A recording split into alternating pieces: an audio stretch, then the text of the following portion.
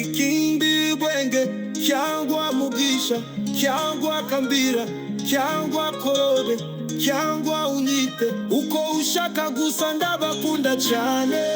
Niba ushaka kumenya byinshi ku gitabo cy'umugenzi nkurikira tujyane na Yohana Bunyane ku Rembo. Siyoni kanda subscribe komoncishere, ntiwibagiwe no gusangiza inshuti zawe inkuru nziza tujyane.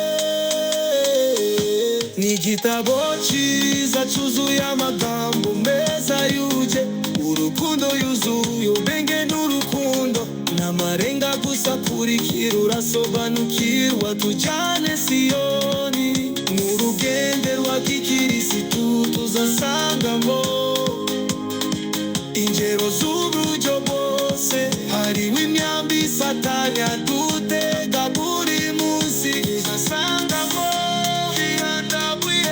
Satani sayo gahinda gasaze, nyamuri jani no ruziraboba mu Kristo kazi.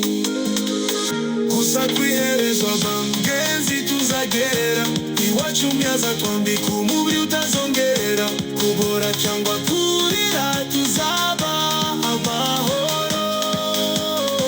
Dore ndazabungomorera ubundi bikwiranye ibyo yakoze.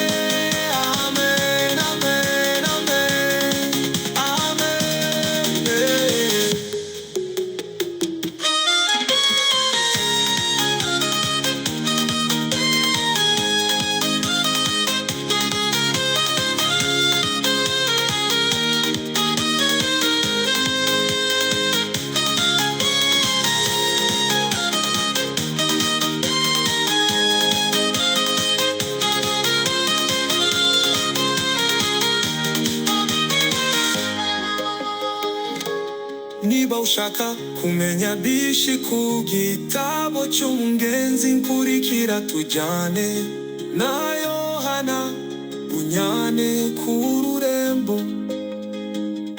Siyoni kanda subscribe komoncishere, ntiwibagirwe no gusangiza inshuti zawe inkuru nziza tujyane. Ni igitabo cyiza cyuzuye amagambo meza yuje urukundo, yuzuye ubwenge n'urukundo n'amarenga gusa. Kurikira urasobanukirwa tujyane Siyoni, n'urugendo rwa gikirisitu tuzasangamo ingero z'uburyo bwose. Duhaririwe Satani adutega buri munsi, tuzasangamo